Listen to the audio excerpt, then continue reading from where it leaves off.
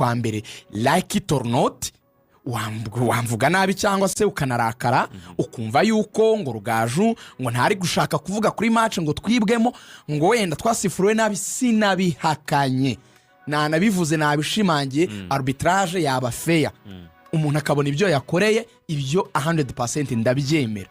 ariko kandi ntigikureho ko iyo reiza kuranforsa neza mu kwezi kwa mbere yagombaga gukora match nyinshi ninategereza yo ya Bugesera kuko naho rigegeze kurusha apera amanota 7 kuki yagiye yamanutse kuri match mwa Bugesera yose ashiramo